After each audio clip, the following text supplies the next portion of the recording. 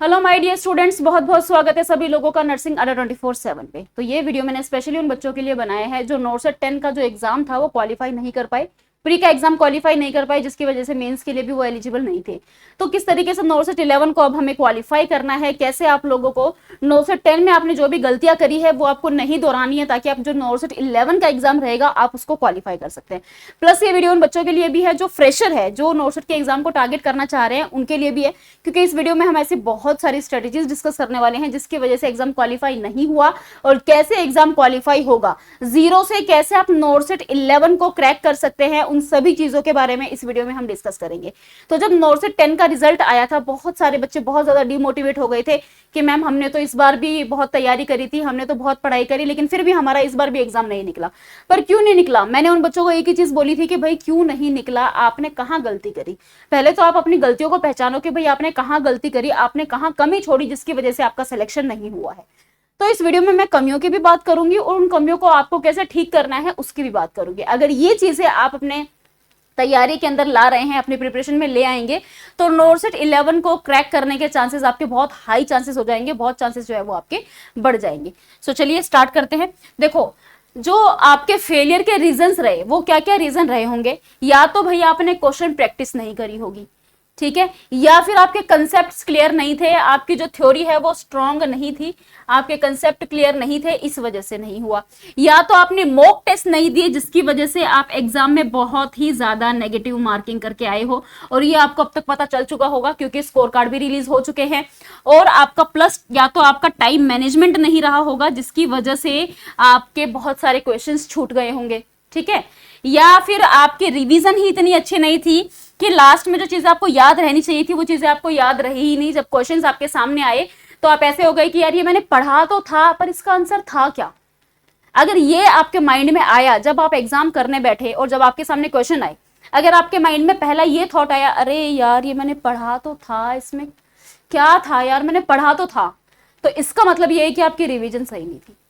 आपने score card देखा और करेक्ट से ज्यादा आप गलत मार के आए हो, मतलब आपने मॉक टेस्ट नहीं दिया, आपने क्वेश्चन प्रैक्टिस ढंग से नहीं करी है, आपकी थ्योरी स्ट्रांग नहीं है। ये सारे रीजंस है फेलियर के जिस वजह से आप एग्जाम में फेल हो गए हैं।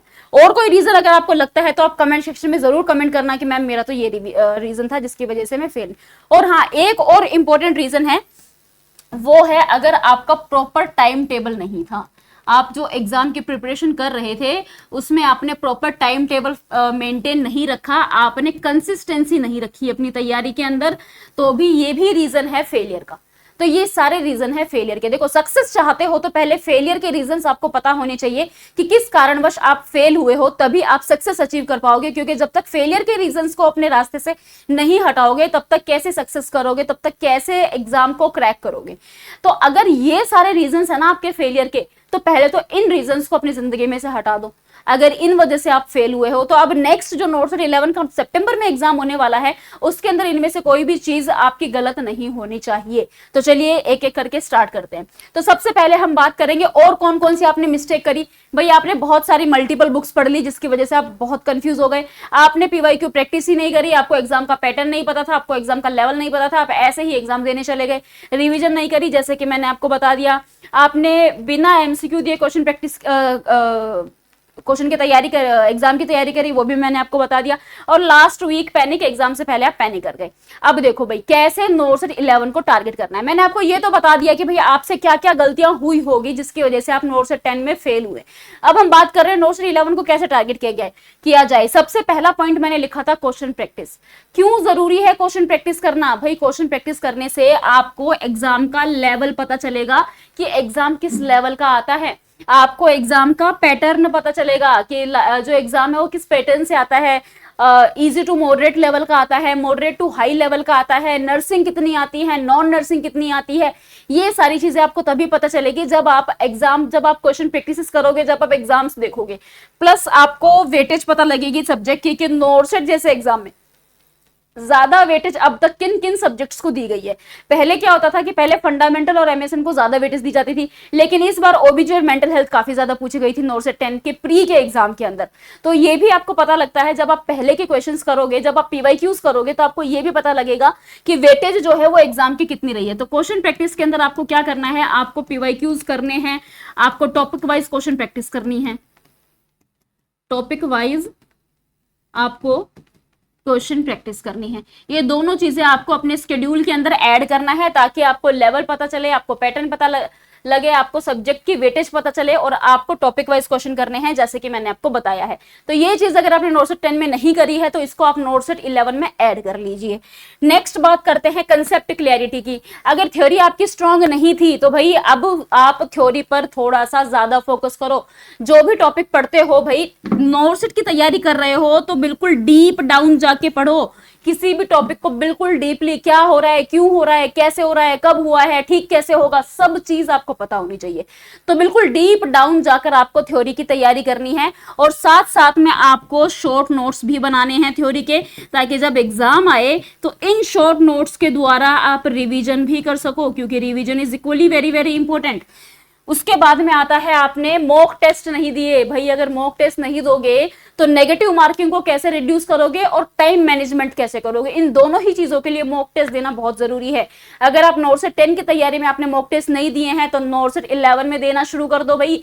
हफ्ते में, अभी तो 6 महीने हैं तो एटलीस्ट हफ्ते का एक मॉक टेस्ट दो। जैसे जैसे एग्जाम नजदीक आएगा हफ्ते में 2 दो, फिर हफ्ते में 3 दो, ऐसे करते करते अपना मॉक टेस्ट का जो रेंज है उसको बढ़ाते रहो और पीवाईक्यूज जितना हो सके उतने सॉल्व करने की कोशिश करो। नेक्स्ट आता है भाई रिवीजन। जब तक रिवीजन नहीं होगा आपको चीजें याद नहीं रहेगी।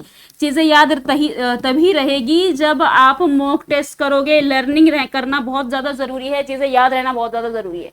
तो रिवीजन करो, यानी कि पूरे दिन में आपने जो भी पढ़ा, दिन में 1 घंटा आपको ऐसा निकालना है जिसमें आप रिवीजन करोगे।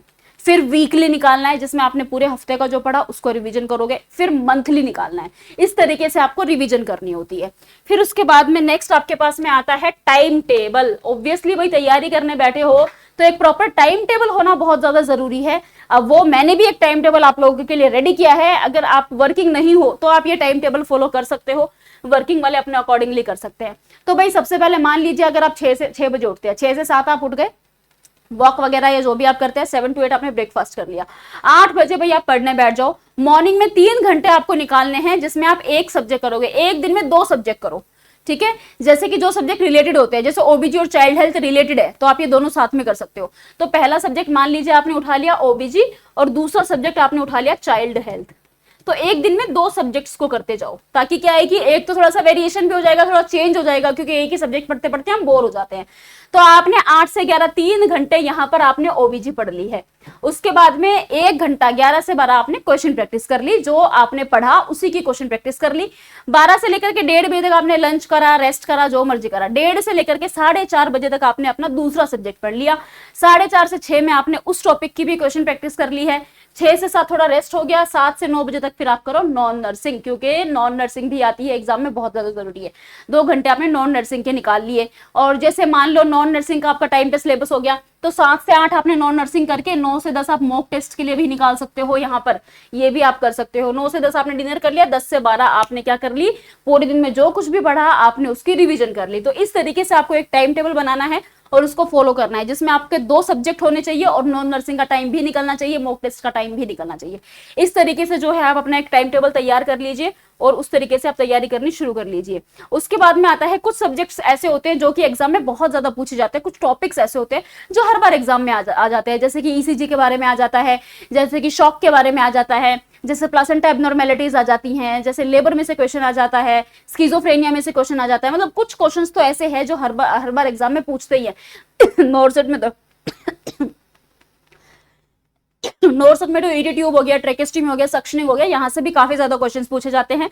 तो आपको वही करना है, जो क्वेश्चन बहुत ज्यादा एग्जाम में पूछे जा रहे हैं उन क्वेश्चंस के ऊपर ज्यादा फोकस करो। जैसे F1 में से प्रोसीजर आ रहे हैं, इन्फेक्शन कंट्रोल आता है, MSN में से कार्डियो रेस्पिरेटरी इनर में से जो भी क्वेश्चंस आते हैं, MI ECG shock, COPD, asthma, dialysis, AKI और आपका AB जनरलाइसिस। फार्मा में से कुछ ड्रग्स होती है जैसे कि हिपेरिन हो गया, वारफरिन हो गया, इंसुलिन हो गया, MGSO4 हो गया, डिजॉक्सिन हो गया, लिथियम हो गया, ये ज्यादा पूछते जाते हैं। उसके बाद में आप चाइल्ड हेल्थ में से वैक्सीनेशन हो गया, ग्रोथ माइलस्टोन, OBC में से PPH, इक्लेम्शिया, labour, placental abnormality, community में से नेशनल प्रोग्राम, वैक्सीन। तो कहने का मतलब ये है, यहाँ पे मैंने सारे टॉपिक्स नहीं लिखे हैं, मैं ये कह रही हूँ कुछ टॉपिक्स ऐसे हैं जब आप पीवाईक्यूज करोगे तो आपको ये पता लगेगा रिपीटेड टॉपिक कौन कौन से हैं।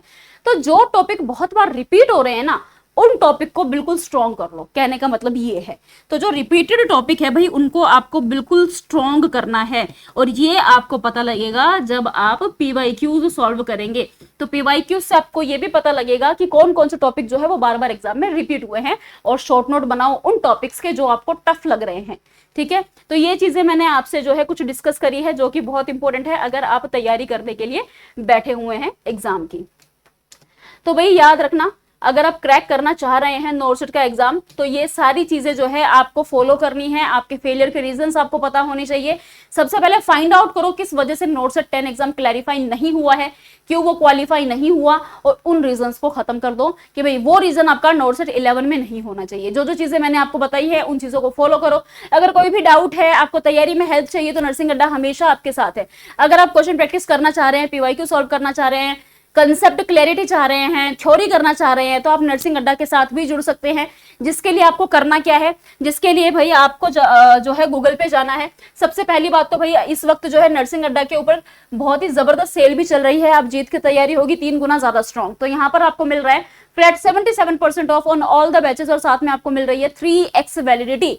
तो बहुत ही बेहतरीन ऑफर इस वक्त चल रहा है। तो अगर नॉर्सेट 11 को टारगेट कर रहे हो, this is the best time कि आप अपनी तैयारी आज से ही शुरू कर दो, क्योंकि नॉर्सेट जिस एग्जाम को क्वालिफाई करने के लिए आपको 6 महीने बैठना पड़ेगा। तो इनरोल कैसे करना है, इनरोल करने के लिए अड्डा 24/7 पे जाइए, सबसे ऊपर वाली वेबसाइट पे क्लिक कीजिए, ऑल कोर्सेज पर जाइए और नर्सिंग पे जाइए। यहाँ पर आपको नॉर्सेट का कॉलम मिल जाएगा, नॉर्सेट पे क्लिक कर लेना। ये नॉर्सेट का अचीवर्स बैच है भाई, जो कि 21 अप्रैल से स्टार्ट हुआ है। आप इस बैच में इनरोल कर सकते हैं। इनरोल करने के लिए आप बाय नाउ करके यहाँ पे कूपन कोड लगा देना YT05। जैसे ही अप्लाई कर दोगे आपको एक्स्ट्रा 2% ऑफ मिल जाएगा। 2519 में आपको ये बैच मिल रहा है, वो भी 3 गुना ज्यादा वैलिडिटी के साथ। इसी के साथ में अगर ऐसा है कि मैम हम तो और भी तो एग्जाम की तैयारी कर रहे हैं, तो हम नर्सिंग महापैक में एनरोल कर सकते हो। All in one packet 2759 price है। बाय नाउ करके YT05 जैसे ही आप कूपन कोड लगा दोगे 2519 में आपको ये बैच भी मिल जाएगा विद 3x वैलिडिटी। तो इनरोल करने के लिए भाई कूपन कोड लगा देना YT05, इससे आपको एक्स्ट्रा 2% ऑफ मिल जाएगा। तो सेल में आपको 77% ऑफ चल रहा है, और जैसे ही आप YT05 कूपन कोड लगा दोगे आपको एक्स्ट्रा 2% ऑफ मिल जाएगा, यानी कि टोटल आपको 79% ऑफ मिल रहा है विद 3x वैलिडिटी। तो बहुत ही अच्छा टाइम है ये। अगर आप तैयारी कर रहे हो तो बैचेस में आज ही इनरोल कर लीजिए, ताकि आज से ही आप अपनी तैयारी जो है बेहतरीन तरीके से शुरू कर सके। क्योंकि तैयारी तो हर कोई करता है, पर प्रॉपर स्ट्रेटेजी के साथ में तैयारी करना जरूरी है, अपडेट्स के साथ में तैयारी करना बहुत ज्यादा जरूरी है। अगर कोई भी क्वेरी है तो आप कमेंट सेक्शन में कमेंट कर सकते हैं। मिलते हैं आपसे नेक्स्ट सेशन में, तब तक के लिए thank you so much, all the very best, thank you so much.